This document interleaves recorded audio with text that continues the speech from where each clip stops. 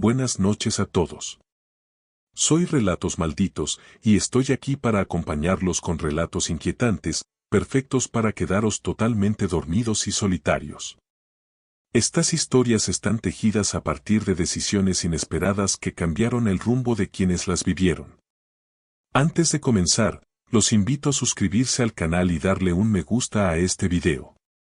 Quisiera saber desde qué parte del mundo nos acompañan y en qué momento del día están disfrutando este contenido. No duden en compartirlo en los comentarios. Cuando estén preparados, busquen un lugar tranquilo, pónganse cómodos y déjense llevar por el misterio de estas narraciones.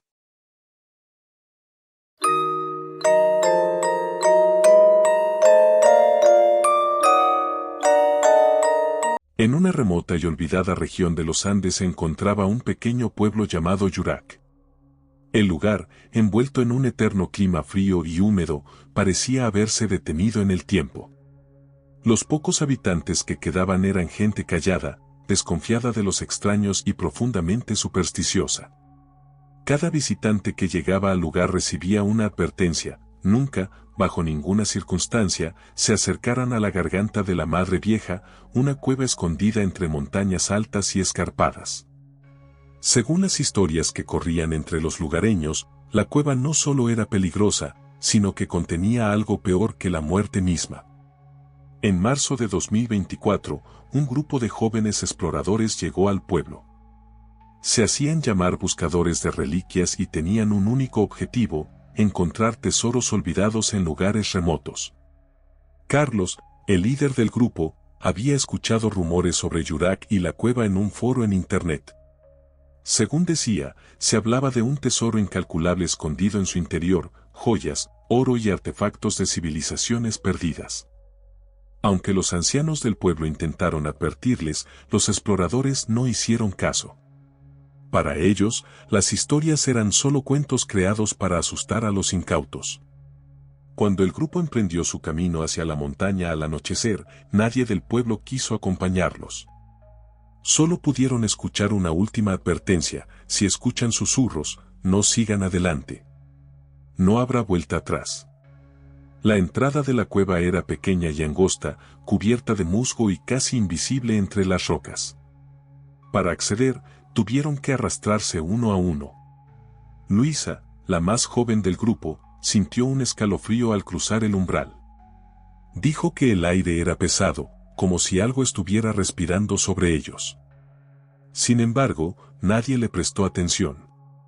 Para Carlos y los demás, el miedo de Luisa solo retrasaba su misión. La cueva serpenteaba como una garganta viva. Las paredes eran húmedas y resbaladizas, cubiertas de líquenes que brillaban débilmente en la oscuridad. Aunque llevaban linternas potentes, la luz parecía ser absorbida por la oscuridad a su alrededor. Pero lo que realmente comenzó a inquietarlos fueron los susurros. Al principio eran débiles, como un murmullo lejano. Joaquín sugirió que se trataba de corrientes de aire filtrándose por las grietas de la cueva. Marta, sin embargo, señaló algo extraño: los susurros parecían formar palabras. Mientras avanzaban más profundo, las palabras se hicieron más claras. Al principio decían cosas como regresa y no sigas, pero pronto comenzaron a cambiar. Era imposible negarlo, ahora los susurros pronunciaban sus nombres, uno por uno. El grupo intentó tranquilizarse, convencidos de que su mente les estaba jugando una mala pasada. Marta, sin embargo, ya no podía contener su miedo. Quiso regresar, pero Carlos la obligó a continuar. Dijo que estaban cerca de algo grande, que no podían abandonar todo ahora. Horas después llegaron a una sala enorme, donde la cueva se abría en un espacio amplio y abovedado. Allí, en el centro, encontraron un altar hecho completamente de huesos humanos. Los huesos estaban pulidos y perfectamente ensamblados, como si alguien los hubiera trabajado durante siglos. Sobre el altar, descansaba una calavera negra, grande y con cuernos retorcidos. La calavera no parecía humana ni animal, y sus cuencas vacías parecían tragarse la luz de las linternas. Elena fue la primera en darse cuenta de que las paredes estaban cubiertas de marcas. Había arañazos profundos, como si cientos de manos desesperadas hubieran intentado escapar de aquel lugar. Antes de que pudiera decir algo, un sonido llenó la sala, una risa baja, gutural y distorsionada que pareció resonar dentro de sus cabezas. Algo comenzó a moverse entre las sombras.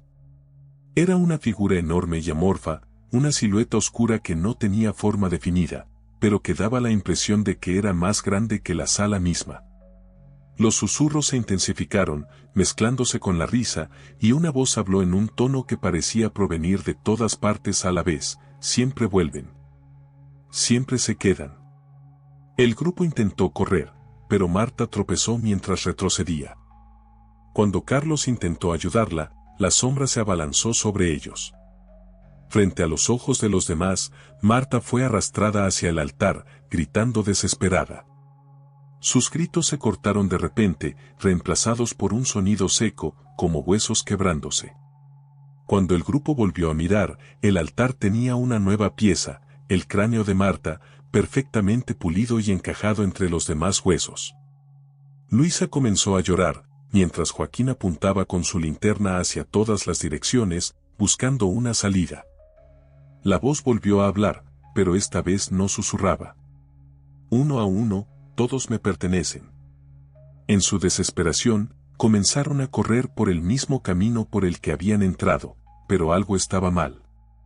Los pasillos de la cueva parecían cambiar, alargándose y torciéndose como si estuvieran vivos. La salida ya no estaba donde debería. Carlos, desesperado, propuso un trato con aquella presencia. Gritó al vacío, ofreciendo a cualquiera del grupo a cambio de su propia vida.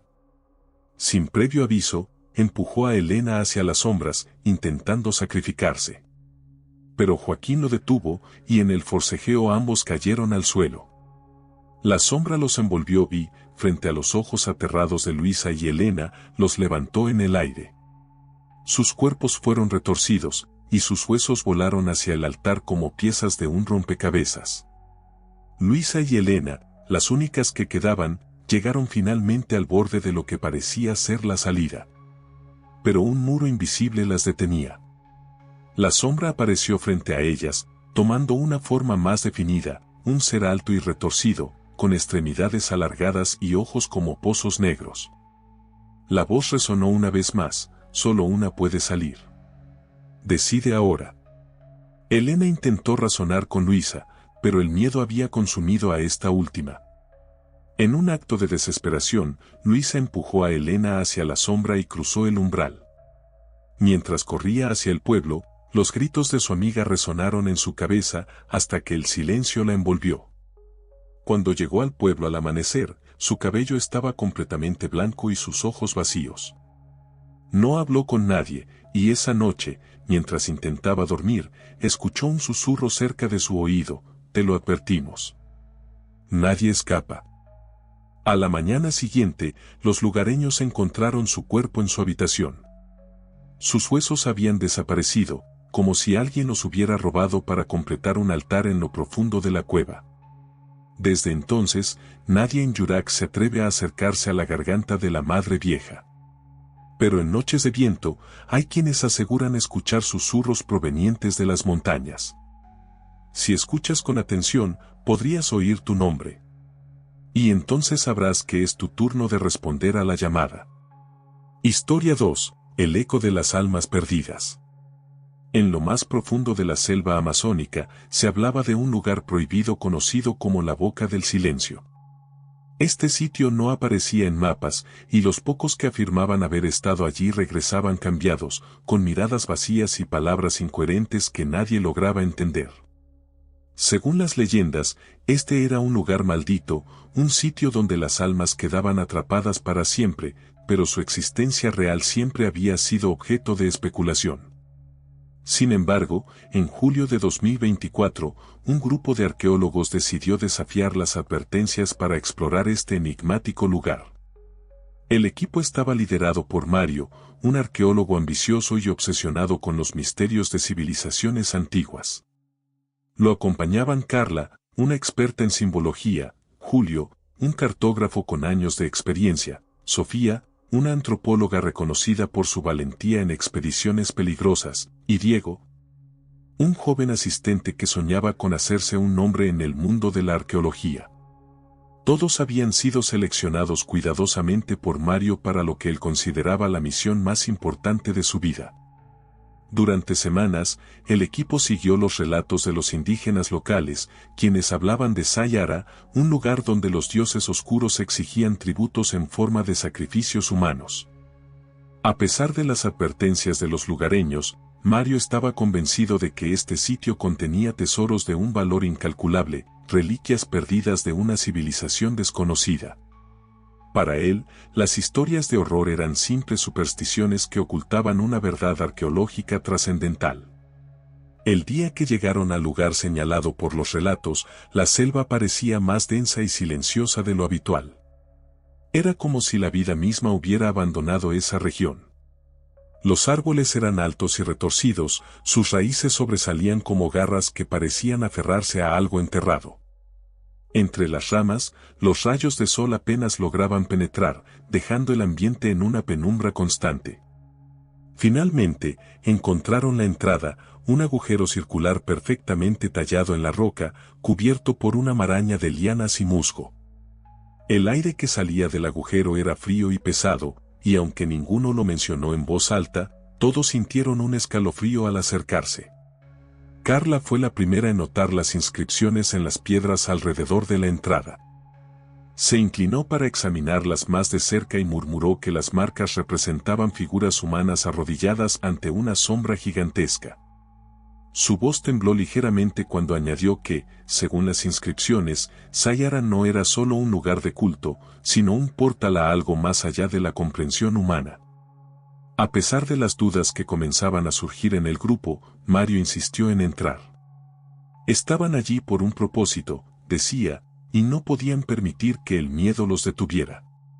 Uno a uno, se adentraron en la oscuridad, con sus linternas como única fuente de luz. Las paredes del túnel estaban húmedas y cubiertas de grabados antiguos. Los dibujos mostraban sacrificios humanos, con figuras siendo devoradas por una sombra que parecía moverse incluso en las tallas. A medida que avanzaban, el silencio se hacía más profundo. Era un vacío absoluto, como si el túnel mismo absorbiera cualquier sonido. Pero entonces lo escucharon por primera vez, un leve murmullo, como un susurro distante que parecía provenir de las paredes. Al principio pensaron que era el eco de sus propios pasos, pero pronto se dieron cuenta de que el sonido formaba palabras. «Váyanse. No sigan». Sofía, que siempre había sido la más escéptica del grupo, intentó tranquilizarlos diciendo que seguramente se trataba del viento filtrándose por las grietas. Pero Diego, que caminaba al final de la fila, juró que escuchó su nombre entre los susurros. La tensión creció, pero Mario los empujó a seguir adelante. Estaban cerca de algo grande, decía, algo que cambiaría la historia. Después de horas caminando, el túnel se abrió en una sala inmensa, un espacio abovedado que parecía imposible de existir bajo la montaña. En el centro, encontraron un altar hecho de piedra negra, rodeado de lo que parecían ser restos humanos, cráneos, huesos y fragmentos de herramientas antiguas. En el centro del altar había un pozo circular, un agujero negro que parecía absorber la luz de sus linternas. Carla se acercó con cautela para examinarlo. Desde el pozo emanaba un sonido bajo, como un zumbido que parecía vibrar en sus huesos. Entonces, de repente, el zumbido se convirtió en un lamento. Era una voz débil, casi imperceptible, que decía, «Ayuda. Sácanos». Diego retrocedió, aterrorizado, mientras el resto del grupo miraba el pozo con incredulidad.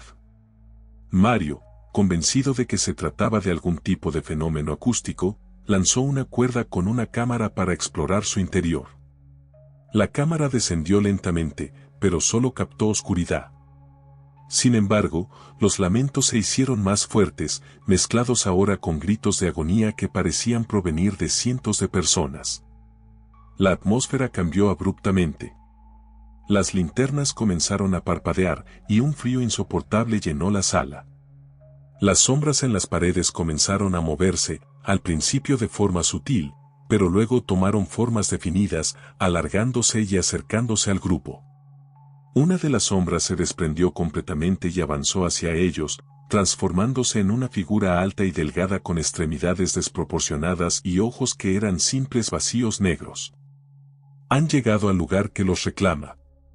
Uno por uno. Todos deben pagar. El grupo entró en pánico. Sofía fue la primera en correr hacia la salida, pero el túnel que los había traído hasta allí había desaparecido. En su lugar, un muro de roca sólida bloqueaba el paso. La sombra se abalanzó sobre Julio, envolviéndolo por completo. Su cuerpo se arqueó de manera antinatural antes de desplomarse al suelo, dejando solo un cascarón vacío, como si algo le hubiera robado el alma. Mario intentó razonar con la presencia, gritando que solo estaban allí para estudiar, pero la figura respondió con una risa gutural. No hay estudio. Solo entrega. Uno de ustedes puede salir si entrega a los demás. El terror consumió al grupo. Mario, en un acto de desesperación, empujó a Carla hacia la sombra, gritando que era un sacrificio suficiente. Pero la sombra no se detuvo. La figura se multiplicó, llenando la sala con sus formas oscuras, y una a una atrapó a cada miembro del grupo. Solo Mario quedó, temblando junto al altar. La voz resonó una última vez: creíste que podías controlar lo que no entiendes. Ahora serás parte de nosotros. Cuando el equipo de rescate llegó semanas después, solo encontraron los equipos abandonados y el altar intacto. Del grupo no había rastro, pero en las noches, quienes se acercan a la selva aseguran escuchar susurros provenientes de la oscuridad, susurros que llaman por sus nombres y los invitan a acercarse. Historia 3. El abismo de las voces. En una región remota de la selva peruana, existe una grieta profunda conocida como el abismo de las voces. Según los relatos de las tribus locales, ese lugar era la puerta a un mundo olvidado, una prisión para aquellos condenados por los dioses. Nadie sabía con certeza qué había allí, pero los pocos que se atrevieron a explorarla jamás regresaron, o lo hicieron para morir enloquecidos días después. En septiembre de 2024, un equipo de documentaristas liderado por Elena Vargas decidió desafiar la leyenda para filmar un documental sobre los misterios no resueltos de la región. Elena, conocida por su valentía y escepticismo, reunió a 3 colegas: Víctor, un camarógrafo experto; Sara, una periodista investigativa; y Tomás, un guía local que afirmaba haber estado cerca del abismo pero nunca dentro. Elena no creía en las historias sobre maldiciones ni espíritus. Para ella, los relatos de las tribus eran un reflejo de su cultura y supersticiones, y estaba decidida a revelar la verdad detrás de esas leyendas. Lo que no sabía era que el abismo no era un simple mito. El viaje al lugar fue arduo, con días enteros cruzando ríos caudalosos y selvas espesas. A medida que se acercaban, Tomás comenzó a mostrar signos de nerviosismo. Es mejor dar la vuelta, les advirtió en más de una ocasión. Ese lugar no es para nosotros. Pero Elena lo ignoró, animada por el deseo de descubrir algo que podría cambiar su carrera para siempre. Finalmente, llegaron a la grieta. Era más impresionante de lo que imaginaban, una abertura en la tierra de al menos 50 metros de ancho que descendía en una oscuridad absoluta. Desde la distancia, parecía simplemente una falla geológica, pero al acercarse, sintieron un cambio en el ambiente. El aire era denso y parecía cargado de una energía inquietante. Víctor desplegó un dron para explorar el interior antes de que intentaran descender. Mientras el dron descendía, sus cámaras captaron algo extraño: las paredes del abismo estaban cubiertas de marcas y grabados que no se parecían a nada conocido. Parecían rostros humanos, pero estaban deformados, como si gritaran de dolor. Cuando el dron alcanzó una profundidad considerable, la transmisión comenzó a fallar. En los pocos segundos que pudieron observar antes de perder la señal, apareció algo que los dejó perplejos: una estructura en forma de altar, construida con lo que parecían ser huesos humanos. A pesar de la evidencia perturbadora, Elena insistió en bajar. Tomás, aterrado, se negó a acompañarlos, pero los demás no estaban dispuestos a regresar sin pruebas contundentes. Prepararon el equipo de escalada y comenzaron el descenso.